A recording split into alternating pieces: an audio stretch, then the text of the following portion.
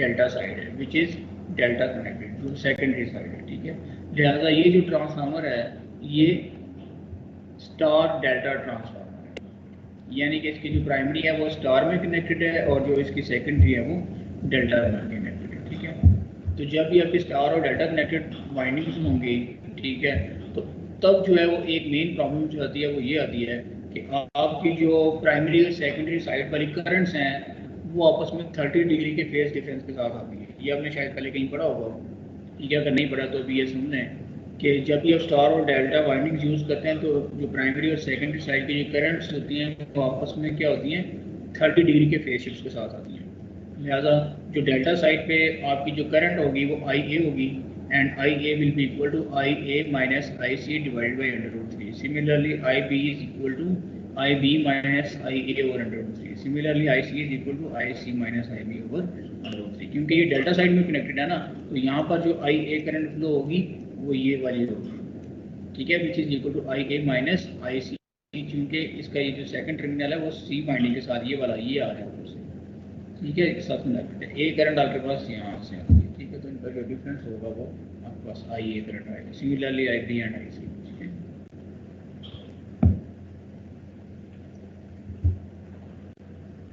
अगर हम लोग फेजर डायग्राम को देखें तो फेजर डायग्राम में इसने यहाँ पर क्लियरली मेंशन किया हुआ है कि जो प्राइमरी और सेकेंडरी साइड की जो करंट्स है वो आपस में क्या होती हैं, 30 डिग्री के फेज डिफरेंस के साथ आती हैं। ये प्राइमरी साइड की आई ए है और ये सेकेंडरी साइड की आई ए है। बेसिकली ये सेकेंडरी साइड पे आई ए नहीं होगी बल्कि क्या होगी, आई ए माइनस आई सी होगी। ठीक है जी, तो इसी तरह से जो आई बी है और इसी तरह से जो आई सी है ये भी सारी आपस में, ये भी 30 डिग्री के साथ डिफरेंस है और ये भी 30 डिग्री के साथ डिफरेंस है। ठीक है जी, तो स्टार डेल्टा कनेक्शन आप जब भी करेंगे ट्रांसफार्मर का तो उसमें ये 30 डिग्री का फेज शिफ्ट आएगा।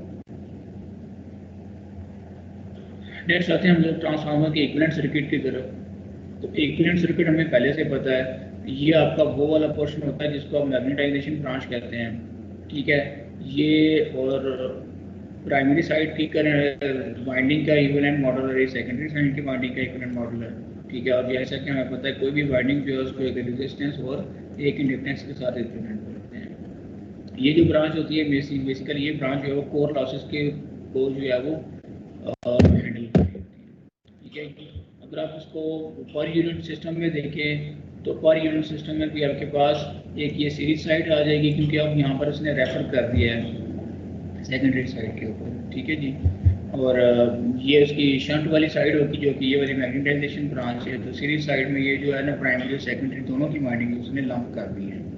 ठीक है जी, तो वो कहते हैं कि जो बेसिकली जब भी आपका शॉर्ट सर्किट होता है ना, ठीक है, तो उसमें जो मेन किरदार अदा करती है ना वो आपकी सीरीज वाइंडिंग है, यानी कि आपकी सीरीज इम्पीडेंस है, यानी कि जो आपकी वाइंडिंग प्राइमरी और सेकेंडरी है ना मेन कंट्रीब्यूशन उसकी होती है, क्योंकि उसकी जो इम्पीडेंस है ना वो बहुत लो होती है। और जो शंट साइड की या फिर जो आपकी मैग्नेटाइजेशन ब्रांच है उसकी इम्पीडेंस बहुत ज़्यादा हाई होती है। लिहाजा शंट फॉल्ट जब भी होते हैं, ठीक है, तो वो इस सीरीज इम्पीडेंस की वैल्यू की वजह से इंक्रीज होता है, क्योंकि इसकी इम्पीडेंस बहुत कम होती है तो आपकी करंट जो है बहुत ज़्यादा इंक्रीज कर देती है। अब ट्रांसफार्मर की जो है वो जो नेक्स्ट हमारे पास है types of faults in transformers. ठीक है, जैसा कि मैंने आपको कहा है कि ट्रांसफार्मर के साथ सिर्फ और सिर्फ एक इंटरनल फॉल्ट या फिर वाइंडिंग टू ग्राउंड फॉल्ट का जो है वो इशू नहीं आता, बल्कि इसके अंदर जो है वो बहुत सारी जो है वो और भी फॉल्ट्स आते हैं। ठीक है, मेनली अगर हम लोग इसके टर्मिनल्स को देखें तो टर्मिनल्स के ऊपर जो फेज टू ग्राउंड फॉल्ट्स है ना वो बहुत कम आते हैं, क्योंकि इसके टर्मिनल बिल्कुल इसके बॉडी के साथ कनेक्टेड होते हैं। लिहाजा phase two ground fault occur होते हैं लेकिन उसकी प्रोबेबिलिटी कम होती है। ट्रांसफार्मर की बॉडी के अंदर जो है ये जो वाइंडिंग उसने की हुई है, ठीक है, जो चांसेस है ना कि इसकी वाइंडिंग जो है उसका ग्राउंड के साथ फॉल्ट हो जाए या फिर इंटरटर्न फॉल्ट हो जाए, इस चीज़ के चांसेस बहुत ज़्यादा होते हैं। ठीक है, तो ये उसने डेल्टा और वाई ट्रांसफार्मर, यानी कि डेल्टा इसकी प्राइमरी है और वाई इसकी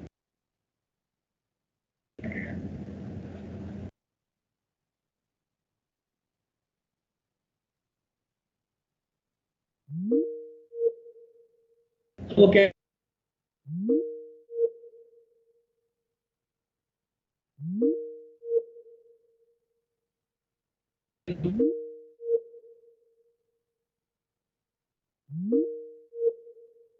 यानी कि 50% हुआ है और ग्राउंड, ठीक है। फॉल्ट करंट का मैग्नीट्यूड कि आपकी जो लोकेशन है ना एक्स, यानी कि आप अर्थिंग से कितने डिस्टेंस के ऊपर जाके आपकी जो इंटरटन फॉल्ट है ना वो अकर हुआ है, ठीक है। और दूसरे नंबर पे डिपेंड करता है कि आपने अर्थिंग की टाइप कौन सी यूज की हुई है, ठीक है। आपने कोई अर्थिंग रेजिस्टेंस यूज की हुई है या फिर सॉलिड अर्थिंग की हुई है। जब आप रेजिस्टेंस अर्थिंग करते हैं तो उस वक्त आप उसकी रेजिस्टेंस जो है 1 पर यूनिट के हिसाब से यहाँ मेजर करते हैं। जब आप सॉलिड अर्थिंग करते हैं यानी कि बिल्कुल मेटल से आपने अर्थ किया हुआ है, अर्थिंग सिस्टम यूज किया हुआ है, तो उस वक्त आप उसकी जो रेजिस्टेंस है ना अर्थिंग की वो जीरो लेते हैं। तो अब यहाँ से देख सकते हैं कि इस एक्सिस के ऊपर डिस्टेंस है 0 से लेके 100 तक, यानी कि 0 आपका डिस्टेंस यहाँ पर है और 100% जो डिस्टेंस है ना वो वाइंडिंग का यहाँ पर है, ठीक है। तो जो जो आप डिस्टेंस को यानी कि वेरी करें कि कम डिस्टेंस के ऊपर फॉल्ट हुआ है या फिर 40% के ऊपर हुआ है, 50% के हुआ है, यानी कि आधी वाइंडिंग जो है वो ग्राउंड हुई आधी नहीं हुई, तो इस चीज़ का जो है ना रेजिस्टेंस अर्थिंग के ऊपर, ठीक है। ये स्टार साइड और डेल्टा साइड जो है यानी कि प्राइमरी और सेकेंडरी में तकरीबन तकरीबन एक जैसा जो है वो रिलेशनशिप एग्जिस्ट करता है।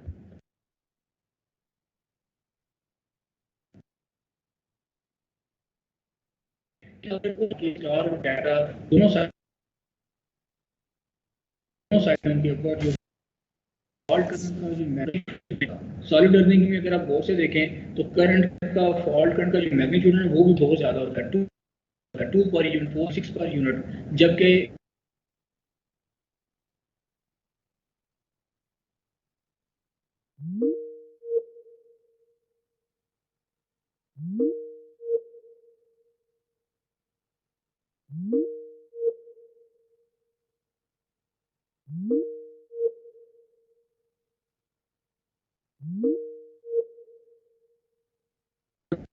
ठीक है, वो बिल्कुल भी आपको जो है वो यहाँ पर तो कंपेरेटिवली एक लीनियर रिलेशनशिप है, लेकिन अगर आप यहाँ पर देखें तो यहाँ पर जो है वो टोटल ये जो है नॉन लीनियर टाइप रिलेशनशिप है between the magnitude of the fault current and the distance. तो इसलिए ये बहुत मैटर करता है कि आपका किस डिस्टेंस के ऊपर अकर हुआ है और जो आपके रजिस्टिंग जो अर्थिंग सिस्टम यूज कर रहे हैं डिपेंड करता है फॉल्ट करंट का मैग्नीट्यूड, ठीक है जी।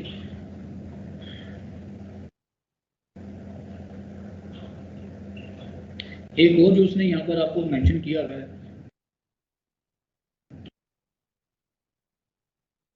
जैसा कि मैंने आपकी टाइप यही होती है आपकी ग्राउंड फॉल्ट, लेकिन इसके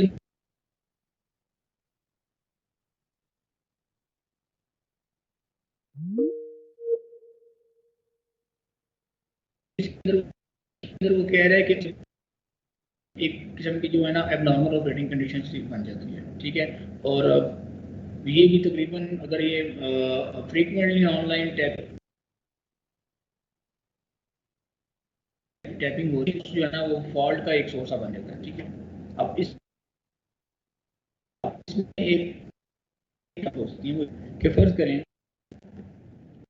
वो आपके बड़े ट्रांसफार्मर है ना उसमें ऑयल होता है, ठीक है, आपने अक्सर पढ़ा होगा। अगर वो ऑयल जो है उसकी लीकेज हो जाए due to extensive amount of heat, ठीक है, तो उस सूरत में क्या होता है कि ऑयल की लीकेज की वजह से भी जो है वो ट्रांसफार्मर के अंदर जो है वो फॉल्ट आता है, ठीक है। दूसरे जो है वो आपका इन फ्लश फिनोमिना भी है आपके ट्रांसफार्मर के साथ कि जब भी आप जो है वो ट्रांसफार्मर को जो है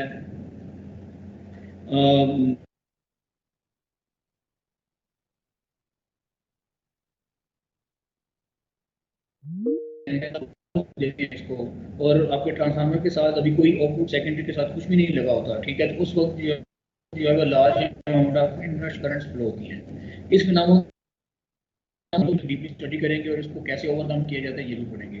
न्यूटन फॉर्स जो कि हमने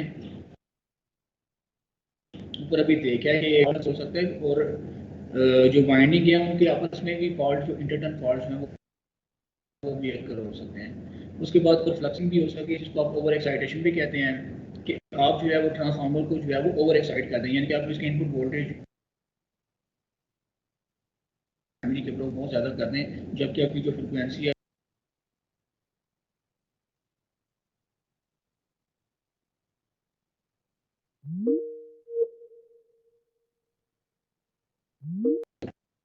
जो है कैसे प्रोटेक्ट कर सकते हैं, अपना को भी स्टडी करें। ठीक है, देखते हैं कि ओवर करंट प्रोटेक्शन, नॉर्मल के ऊपर अगर आपने ओवर करंट प्रोटेक्शन को देखना हो तो ये नॉर्मली या तो आपके डिस्ट्रीब्यूशन के ऊपर लगा होता है, ठीक है, जहाँ पर आप ओवर करंट प्रोटेक्शन लगा रहे होते हैं, या फिर आपका जो मेन बैकअप के ऊपर एक ओवर करंट रिले लगी होती है ना, ठीक है, वो आपकी मेनली जो है बैकअप का काम कर रही होती है। जो ट्रांसफार्मर, जो मेन ट्रांसफार्मर की प्रोटेक्शन है ना, वो आप सिर्फ over current relay.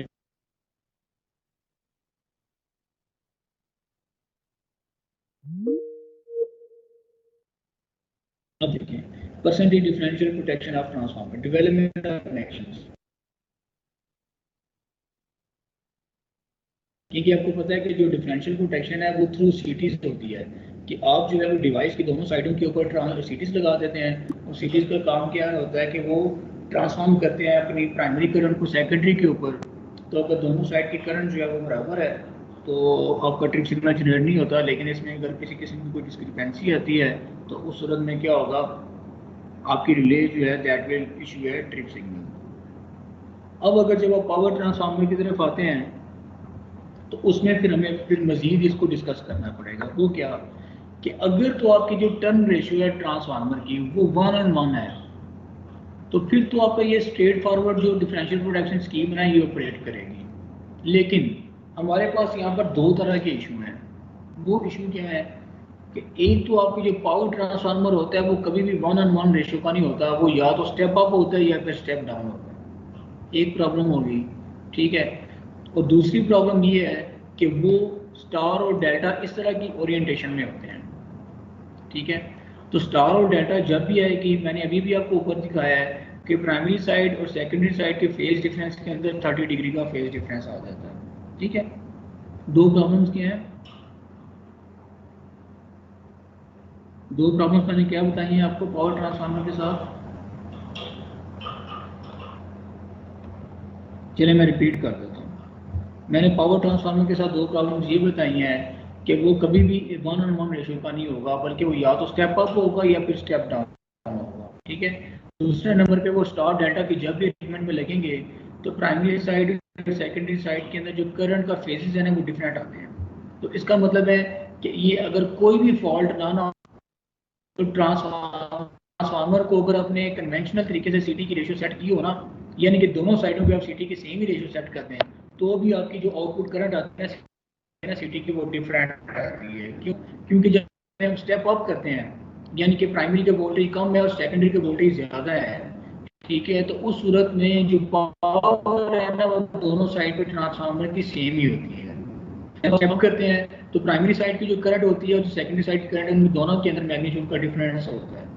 Primary side के अंदर करंट का मैग्नीट्यूड ज़्यादा होगा और सेकेंडरी साइड के अंदर करंट का मैग्नीट्यूड कम होगा, क्योंकि आप जितनी स्टेप अप वोल्टेज को करते हैं उतना ही आप करंट जो है ना आपका ट्रांसफार्मर उसको कम करता है। क्यों? क्योंकि इसकी दोनों साइड पर जो है ना वो पावर जो है वो बराबर होती है। तो जब आप वोल्टेज कर रहे होते हैं तो उसको तो आपकी करंट डिक्रीज हो रही होती है।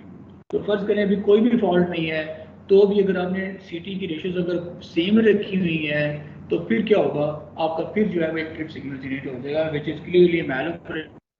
और आपको आपको as a design engineer, as a power system protection engineer इस चीज़ का ख्याल रखना होगा कि आपको ये पता होना चाहिए कि जो किस रेशियो के साथ स्टेप अप कर रहे हैं, ठीक है। आप उसी रेशियो के लिहाज से सेकेंडरी साइड का जो सीटी है उसकी रेशियो कम रखेंगे और प्राइमरी साइड का जो सीटी है उसकी रेशियो जो है वो ज़्यादा रखेंगे, ठीक है। मेरी बात समझ में आ रही है? फर्ज करें आपका जो है ये ट्रांसफार्मर जो है फॉर एग्जाम्पल ये जनाब इसकी 10 किलो, ठीक है। और ये क्या है बेसिकली स्टेप अप ट्रांसफार्मर है, ठीक है जी। ये क्या करेगा, फर्ज करें आप 1:10 कर देते हैं, ठीक है। और आप यहाँ पर जो है वो फर्ज करें 100 वोल्ट्स है प्राइमरी के ऊपर, ठीक है। तो अगर 100 वोल्ट्स हैं तो 10 रेशो के साथ आउटपुट के ऊपर कितने वोल्टेज आ जाएंगे, 1000 रेशो। लेकिन अगर 100 वोल्ट्स हैं तो 10 किलोवाट में करंट कितनी होगी,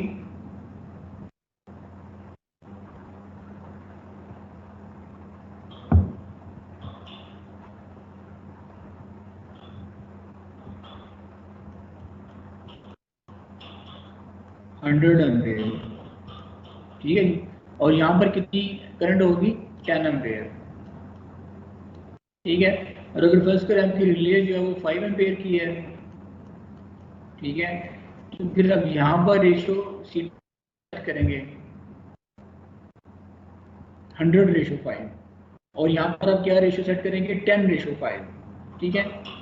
तो इसका मतलब है कि अब आपकी जो है वो यहाँ पर प्राइमरी की जो रेशो है वो 100:5 है, और यहाँ पर क्या है, 10:5 है। तो इस तरह से हमने जो है वो स्टेप ट्रांसफार्मर हो, अगर स्टेप डाउन है तो इसका जो हमने उलट प्रोसेस नंबर पे रहे हो, तो फिर उस वक्त क्या करना होगा आपको कि जिस साइड पे ना मेन ट्रांसफार्मर की जो वाइंडिंग प्राइमरी पे है, तो आपने सारे सीरीज की जो वाइंडिंग है ना प्राइमरी साइड के ऊपर उसको स्टार में कनेक्ट करना है। और स्टार अगर डेल्टा है, सॉरी स्टार है सेकेंडरी साइड, तो आपने सारे सीरीज की जो वाइंडिंग है उसको डेल्टा में कनेक्ट करना है। मैं इसकी आपको डायग्राम दिखा देता हूँ, ये देखें। आपका पावर ट्रांसफार्मर है, उसकी प्राइमरी साइड जो है ना वो डेल्टा में कनेक्टेड है, और जो आपकी सेकेंडरी साइड है वो स्टार में कनेक्टेड है। इसका मतलब ये है कि 3 फेज ट्रांसफार्मर की जो प्राइमरी साइड है वो तीनों फेजेस होंगे ना, तो ये इसका इस कॉइल का सेकंड इससे टर्मिनल है, इस कॉइल का सेकंड इससे टर्मिनल है, और इस कॉइल का जो सेकंड है ना वो यहाँ पर कनेक्टेड है। इट मीन्स कि ये डेल्टा कनेक्टेड है, ठीक है। और इस साइड पे आपने जो सीरीज कनेक्ट करने हैं आपने स्टार में कनेक्ट करना है, यानी कि सीटी की ये वाली जो सेकेंडरी साइड है इसका लेग इसके साथ, इसका लेग इसके साथ आपने ग्राउंड किया हुआ है, और इन तीनों लेग्स को दूसरी वाली जो साइड है उनकी वो आपने रिले के अंदर फीड करना है, ठीक है। सिमिलरली अब यहाँ पर देखें कि पावर ट्रांसफार्मर की जो सेकेंडरी है वो स्ट्रक्चर देखें, इसके ऊपर जो सीरीज लगी हुई है उनकी सेकेंडरीज में वो आपने डेल्टा में कनेक्ट की हुई है, यानी इसका एक टर्मिनल ये इसके साथ है, इसका इसके साथ है, इसका इसके साथ है, और इसका जो सेकंड टर्मिनल है ना वो इसके साथ जाके यहाँ पर कनेक्ट होगा, ठीक है। तो इस तरह से क्या होगा कि जो आपका 30 डिग्री का फेज शिफ्ट का मिसमैच ना, वो सीटी की सेकेंडरीज उस मिसमैच को जो है वो एलिमिनेट कर देंगे, ठीक है।